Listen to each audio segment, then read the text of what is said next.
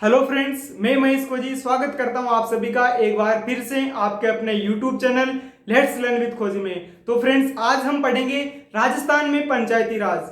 राजस्थान में पंचायती राज जो एक महत्वपूर्ण टॉपिक है, सभी प्रतियोगी परीक्षाओं में यहाँ से प्रत्येक बार 2 या 3 क्वेश्चन पूछे जाते हैं। तो आइए हम शुरुआत करते हैं आपको जोश और जुनून पैदा करने वाले एक मोटिवेशनल कोट से।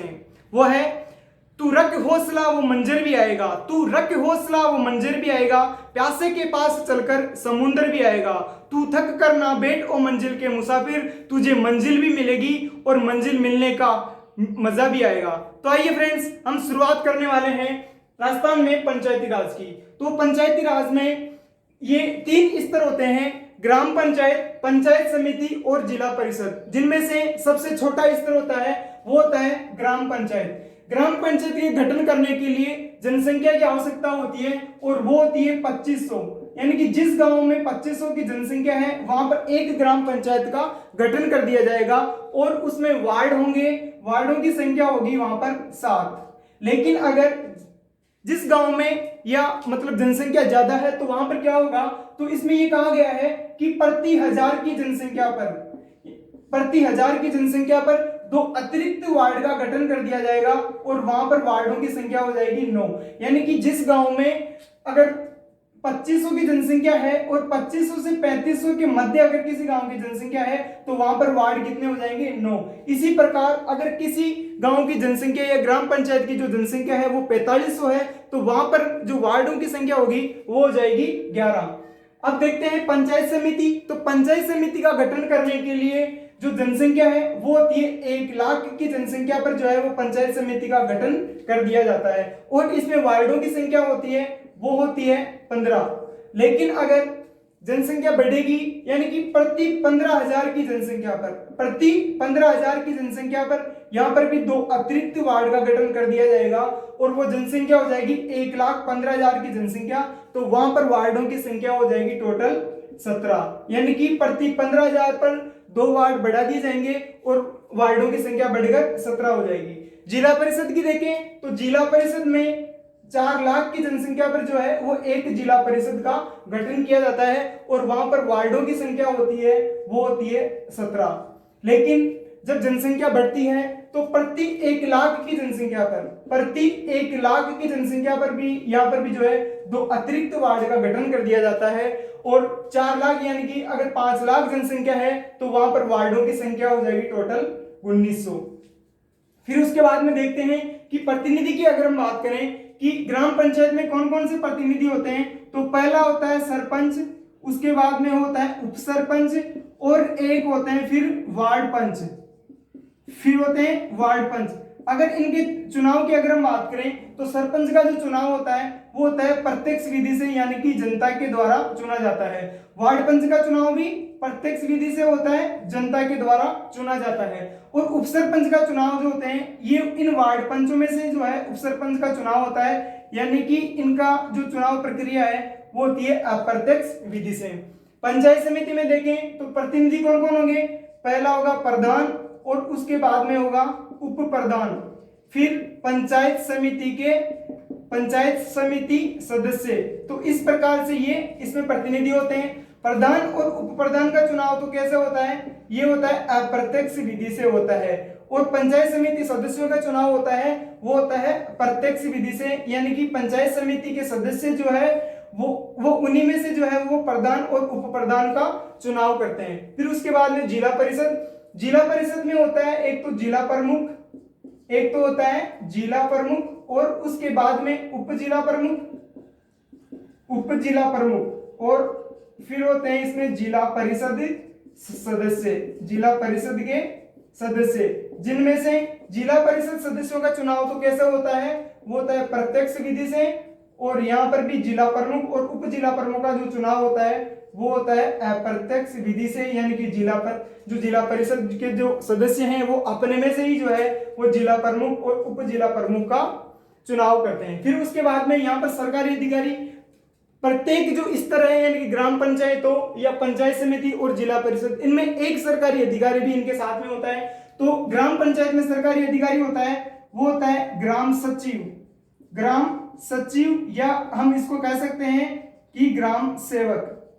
उसके बाद में पंचायत समिति में होता है बीडीओ यानी कि ब्लॉक डेवलपमेंट ऑफिसर यानी कि खंड विकास अधिकारी।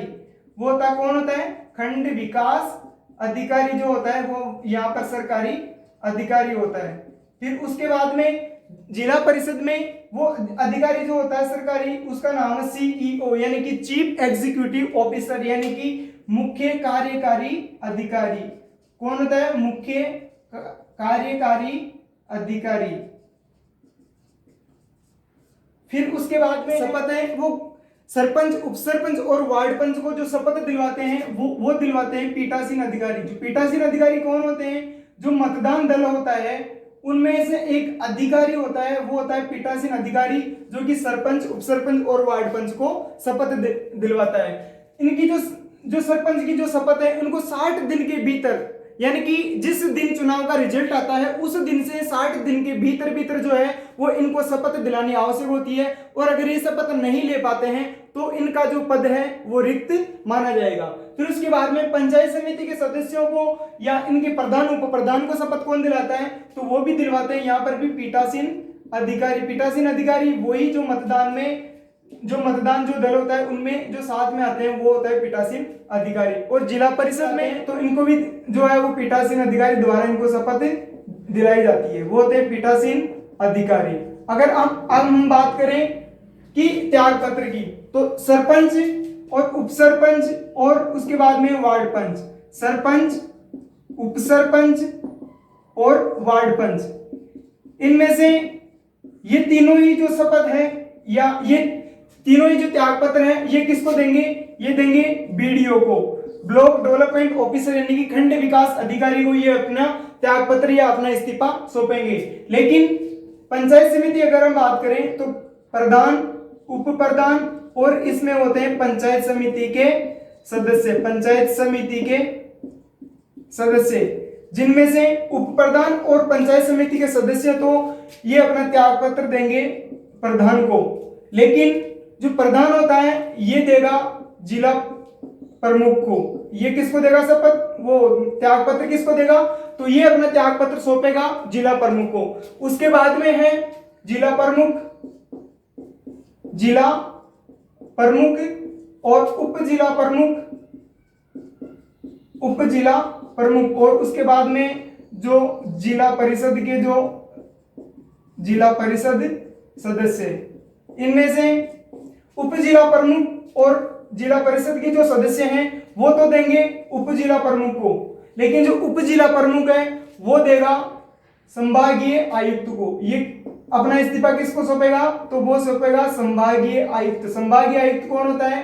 राजस्थान में 7 संभाग है, जिनमें से प्रत्येक संभाग का एक आयुक्त होता है जो कि संभाग में बैठता है। तो जिला प्रमुख देगा संभागीय आयुक्त को और उप जिला प्रमुख और जिला परिषद जो सदस्य हैं वो अपना इस्तीफा देंगे जिला प्रमुख को। इसी प्रकार बैठक की अगर हम बात करें कि जो ग्राम पंचायत में या जो पंचायत समिति में, जिला परिषद में जो बैठक होती है वो कब कब होती है? तो ग्राम पंचायत में जो बैठक होती है वो होती है माह में 2 बार, यानी कि प्रत्येक माह में 2 बार, यानी कि प्रत्येक 15 दिन में 1 बार बैठक होती है।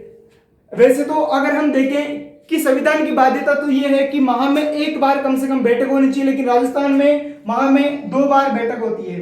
पंचायत समिति की प्रत्येक माह में 1 बार होती है, यानी कि माह में 1 बार जो है वो इसकी बैठक होती है।